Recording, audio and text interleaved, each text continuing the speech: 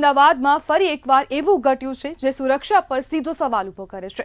કાયદો વ્યવસ્થા જાળવવાની જવાબદારી જે અધિકારીની હોય તે જ અધિકારી કાયદાનું ઉલ્લંઘન કરે તો સામાન્ય નાગરિક પોતાની સુરક્ષા કોની પાસે શોધે?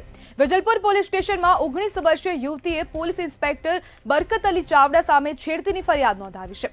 લિફ્ટ બંધ થતાં જ યુવતીના ખભા પર હાથ મૂકી અડપલા કરવાનો આક્ષેપ થયો છે। ગભરાઈ ગયેલી યુવતી 181 પર સંપર્ક કરે, કાઉન્સેલિંગ થાય અને પછી એફઆઈઆર થાય। આ પ્રક્રિયા નીચોવાઈ ગયેલા વિશ્વાસની સાક્ષી છે, પરંતુ અહીં સૌથી મોટો પ્રશ્ન એ છે કે આવા લોકો તંત્રમાં ટકી કેવી રીતે જાય છે?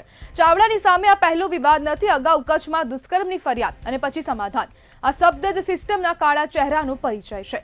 શું તંત્ર પાસે કોઈ મેકેનિઝમ નથી જે આવા અધિકારીઓનો ઇતિહાસ તપાસે? શું માત્ર બદલી કે સમાધાન પૂરતું છે? ત્યારે પોલીસની વર્દી પહેરેલો માણસ જ ડર પેદા કરે ત્યારે ન્યાયની અપેક્ષા સામાન્ય નાગરિક કોની પાસેથી રાખે છે? અને અમદાવાદની આ સમગ્ર ઘટના છે જેમાં પોલીસ ઇન્સ્પેક્ટર બરકત અલી ચાવડા દ્વારા હવે આ એક અડપલા કરવામાં આવ્યા છે, જેમાં 19 વર્ષીય યુવતીએ ફરિયાદ નોંધાવી છે। આપણી સાથે ગુજરાત હાઈકોર્ટના એડવોકેટ મૌલિન પંડ્યા જોડાઈ ગયા છે। મૌલિનભાઈ, ખાકી ધારીની આ કાળી કરતૂત શું કહેશો? જી, સૌપ્રથમ તો આ જે ઘટના બની રહી છે ખૂબ જ દુઃખદ ઘટના છે। જો કાયદાના રક્ષક જ જો આ રીતે જો વર્તન કરશે તો એ કાયદાના રક્ષક એ ભક્ષક કહેવાય।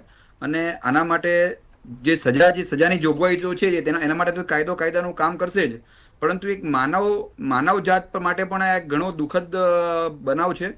અને હું આ દુઃખદ જે ઘટના જે બની છે એને હું સખત રીતે ખોડી કાઢું છું અને આવી ઘટનાનો સખત વિરોધ થવો જોઈએ। અને જે વિરોધ થઈ રહ્યો છે અને જે પ્રમાણે અત્યારે કામગીરી ચાલી રહી છે તો એને એ જે વિરોધ જે છે તો આવા અધિકારી સામે સખત કાર્યવાહી કરવાની પણ હું પણ એક માંગણી કરું છું।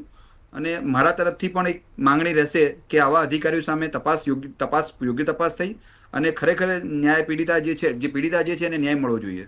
મૌલિનભાઈ, આ પહેલી વાર નથી, આની પહેલા પણ કચ્છમાં આજ જે પીઆઈ છે તેમના દ્વારા દુષ્કર્મની ફરિયાદ તેમના ઉપર થઈ હતી અને તે બાદ સમાધાન થયું હતું। તો ખાલી માત્ર બદલી કેમ કરી દેવામાં આવી? આવા પીઆઈને સસ્પેન્ડ કેમ નથી કરવામાં આવતા? જો કાયદાની જોગવાઈની વાત કરીએ તો જનરલી આપણે પોલીસ વિભાગમાં જનરલી કોઈ પણ અધિકારી કે પીઆઈ કે પીએસઆઈ જો સસ્પેન્ડ થતા હોય, જો કોઈ એમના વિરુદ્ધ ચાર્જ થતો હોય, એફઆઈઆર થતી હોય કે જ્યારે કોઈ પણ કરપ્શનની બનાવ જેવા જ આવતા હોય છે તો ઇન્ક્વાયરી કર્યા બાદ 6 મહિનાની અંદર એમને ઇનિશિયલી સસ્પેન્શન આપવામાં આવે છે અને ત્યારબાદ એમને 6 મહિના પછી પાછા લેવાની એ ડિપાર્ટમેન્ટ દ્વારા જોગવાઈ કરવામાં આવી છે જેથી જે તે અધિકારીને ફરજ પર પાછા લઈ શકાય। અને જ્યાં સુધી કેસનો ચુકાદો ના આવે ત્યાં સુધી એમને નિર્દોષ માનીને અથવા તો તેમના પર કાર્યવાહી ચાલુ છે તેવા સંજોગોમાં આખરી ચુકાદો ન આવે તેને ધ્યાનમાં લઈ તેમને ફરજ પર પાછા લેતા હોય છે। અને એક આજ જે છે મૌલિનભાઈ, શું પોલીસ કર્મચારીઓ એવું સમજે છે કે સિસ્ટમમાં છે તો ગમે તે કરી શકાય? સિસ્ટમમાં છે ગમે તે કરી શકાય એ એમના મનનું માનવું છે, જ્યારે ઘણા અધિકારીઓ અને મોટાભાગના અધિકારીઓ, હું એવું સ્પષ્ટપણે કહીશ કે લગભગ અધિકારીઓ પોતાની ફરજ અને કાયદાને માન આપીને ચાલે છે। અને જો કોઈ અધિકારી કે કર્મચારી આ રીતે જો વર્તન કરે તો એ પોતાની રીતે એના માટે જવાબદાર છે, નહીં કે આખું ડિપાર્ટમેન્ટ। અને તમામ અધિકારીઓ દ્વારા આપણને જે રક્ષણ મળવું જોઈએ અને જે પ્રમાણે કાયદા પ્રમાણે કામ કરવું જોઈએ એ પ્રમાણે કાયદાનું કામ કરે છે અને અધિકારીઓ પણ એમાં સપોર્ટ કરે છે। પણ આ જે બનાવ બન્યો છે એના માટે જે તે ડિપાર્ટમેન્ટ જવાબદાર નથી અથવા ડિપાર્ટમેન્ટની કોઈ સિસ્ટમ જવાબદાર નથી, જે તે વ્યક્તિ જવાબદાર છે। તો તેવા વ્યક્તિઓની સામે કેમ કાયદાકીય પગલાં નથી લેવામાં આવતા? આવા વ્યક્તિઓની સામે કાયદાકીય પગલાં લેવાશે અને જે પીડિતાએ જે પ્રમાણે આટલી હિંમત દાખવી છે, જનરલી આપણા સમાજમાં જોવા જઈએ તો લોકો આવી ફરિયાદ આપવાનું ટાળતા હોય છે, કારણ કે એમના મનમાં એક ડર હોય છે કે શું આ અધિકારી સામું અથવા આ કર્મચારી સામું ફરિયાદ આપવાથી મને ન્યાય મળશે। પરંતુ જે પીડિતાએ જે પ્રમાણે હિંમત દાખવી છે, એના પરિવારે જે સપોર્ટ આપ્યો છે એને હું ખરેખર બિરદાવું છું। અને કાયદાનું કામ કરશે જ, ફરિયાદની આગળની કાર્યવાહી થવાની જ છે અને પુરાવાને આધીન તમે જે પ્રમાણે કીધું એ પ્રમાણે અધિકારીને ફરી સસ્પેન્ડ કરવામાં આવશે।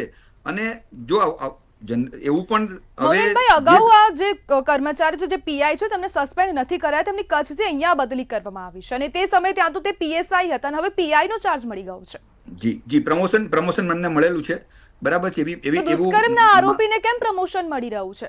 આપણી સિસ્ટમ એટલી ખોખલી છે। જેમ તમે પૂરી માહિતીથી હું વાકેફ નથી, પરંતુ જે પ્રમાણે તમે કીધું કે જે તે વખતે અરજી એ પાછી ખેંચાઈ ગઈ હતી અને જે પ્રમાણે ભૂતકાળમાં અરજી થઈ હતી તેમના પર આક્ષેપ હતો, એ આક્ષેપ કોઈ પણ કારણસર અરજી દફતરે કરવામાં આવી છે એટલા માટે કે આક્ષેપ કોઈ પુરવાર થયેલો નથી અને માટે ડિપાર્ટમેન્ટ દ્વારા એ વસ્તુને કન્સિડર કરી અને પ્રમોશન આપેલું હોવું જોઈએ કે આમના વિરુદ્ધ હાલમાં કોઈ આક્ષેપ નથી. પરંતુ હાલનો જે આક્ષેપ થયો છે એ ખૂબ જ ગંભીર પ્રકારનો છે અને ડિપાર્ટમેન્ટ એની 100% નોંધ લેશે અને આગળની કાર્યવાહી પણ બહુ સ્ટ્રિક્ટલી કરવામાં આવશે એવું મારું અંગતપણે માનવું છે. જી બિલકુલ મૌલિનભાઈ, જોડાવા બદલ આપનો આભાર. Thank you. ત્યારે પોલીસ કર્મીના કરતૂતથી આ યુવતી ગભરાઈ ગઈ છે અને હવે 181 અભયમ મહિલા ટીમની મદદ પણ લેવામાં આવી હતી અને તે બાદ હવે વેજલપુર પોલીસ સ્ટેશનમાં ઇન્સ્પેક્ટરની સામે છેડતીની FIR દાખલ કરવામાં આવી છે. ત્યારે ચાવડા સામે ગુનો પણ નોંધવામાં આવ્યો છે અને તપાસ હવે વેજલપુર પોલીસ સ્ટેશનના કર્મચારીઓ દ્વારા શરૂ કરવામાં આવી